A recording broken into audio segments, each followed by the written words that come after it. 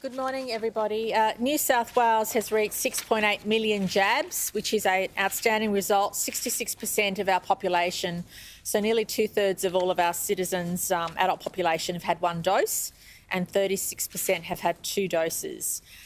Last night to 8 p.m, we had 1,290 cases of community transmission.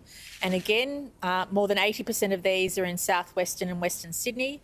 And in terms of the regions, there's stabilisation across rural and regional New South Wales, but Western New South Wales, as the Deputy Premier will outline, remains a concern for us. Overnight, we unfortunately had 4 deaths, and we again extend our deepest condolences to the loved ones of the people who've passed away. And again, whilst every day we read out the statistics, we know that behind every death is a family and those who are mourning. So we extend our thoughts to them. A male in his 50s in Dubbo passed away, a female in her 60s, and 2 males in their 70s, and Dr. Chant will give further information about that.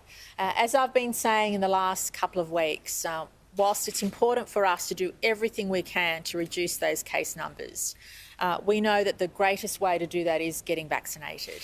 Vaccination is the key for us in terms of our freedoms and in terms of reducing the rate of spread of the virus. The other number that's really critical for us to look at is the rate of hospitalisation.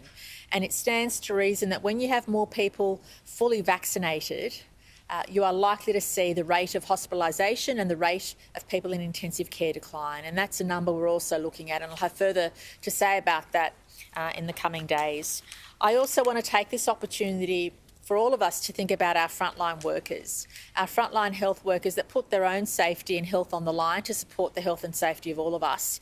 And today I'm so proud to have with us Joe Ibrahim from the New South Wales Ambulance Service, from the paramedics, who'll speak about his personal experience, the experience of his colleagues, and his message to all of us as a frontline health worker.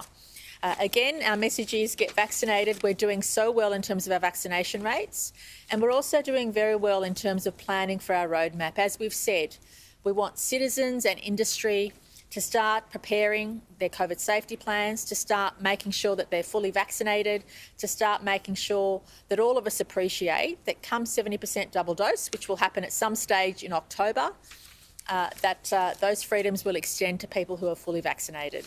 Dr. Chant will now give her health update, then the Deputy Premier will talk about the regions, and then Joe Ibrahim will talk about his experience as a frontline health worker. Thank you.